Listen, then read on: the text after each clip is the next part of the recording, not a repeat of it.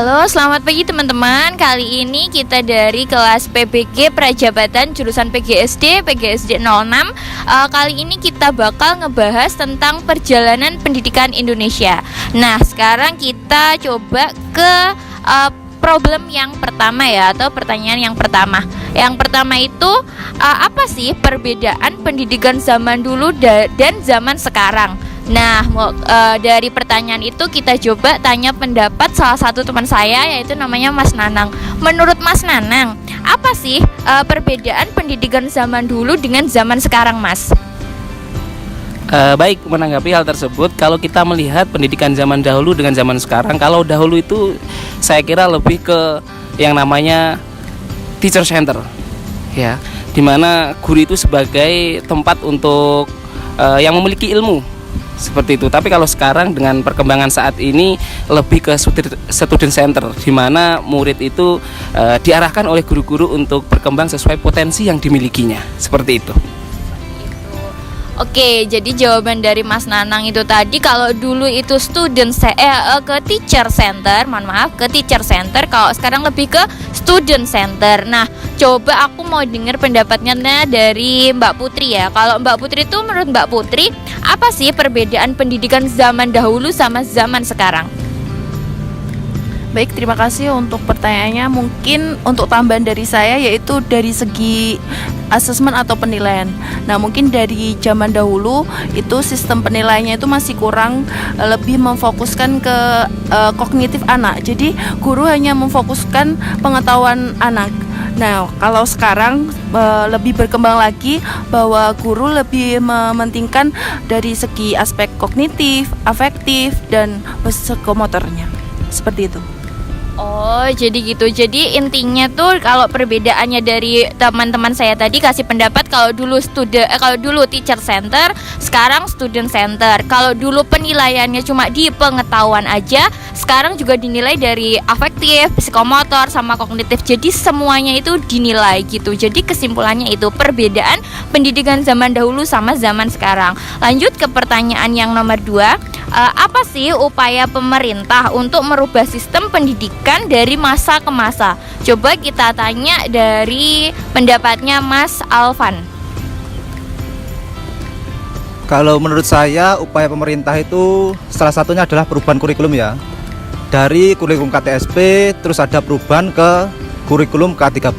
Itu untuk menyempurnakan kurikulum sebelumnya. Terus ada lagi perubahan kurikulum K13 ke kurikulum Merdeka. Seperti itu menurut saya, Mbak. Terima kasih. Ya, kalau Mas Alvan tadi pendapatnya itu perubahan kurikulum dari kurikulum yang dulu KTSP disempurnakan di 2013, disempurnakan lagi di sekarang, yaitu kurikulum Merdeka. Coba kita tanya pendapatnya Mbak Alvin. Menurut Mbak Alvin, apa upaya pemerintah yang merubah sistem pendidikan dari masa ke masa? Baik, upaya dari pemerintah yaitu berusaha untuk mengubah siswa itu lebih aktif dalam proses pembelajaran. Berusaha untuk mengubah siswa itu dapat mengeksplorasi serta dapat memecahkan masalah-masalah yang ada dalam proses pembelajaran. Oh, seperti itu. Jadi tadi dari Mas Alvannya itu perubahan kurikulum yang disempurnakan dari tahun ke tahun. Terus dari kalau Mbak Alvin itu muridnya diajak untuk lebih aktif, diajak lebih untuk bereksplorasi. Jadi boleh nambahin sedikit. Jadi dari setiap penyempurnaan kurikulum dari tahun ke tahun yang itu tadi menitik beratkan kepada siswanya lebih aktif, siswanya lebih bisa bereksplor. Perbedaannya sama dulu yang disampaikan Mas Nanang tadi, kalau dulu jadi teacher center, sekarang yang dimana student center, dikembangkan melalui perubahan kurikulum itu tadi. Nah, lanjut kita ke pertanyaan yang ketiga. Apa kendala pendidik menghadapi perubahan sistem pendidikan sekarang? Coba sekarang kita tanya pendapat dari Mbak Umi. Mbak Umi, silakan. Baik, terima kasih. Kalau menurut saya, kendalanya itu di pendidik sendiri ya. Yang pertama, karena kita harus dituntut untuk melek IT itu. Kita harus belajar perubahan dan juga kemajuan zaman gitu. Dari yang namanya kita mengenal LKS saja, menggunakan LKS, menggunakan papan tulis, kita sekarang dituntut untuk menggunakan proyektor, laptop, HP, dan sebagainya. Selain itu kendalanya kan kita ini sekarang perubahan ya dari kurikulum 13 ke kurikulum Merdeka. Otomatis kita yang sudah nyaman di kurikulum 13 itu masih mungkin masih stagnan di situ gitu. Kita dituntut untuk harus belajar lebih tentang kurikulum Merdeka, seperti itu.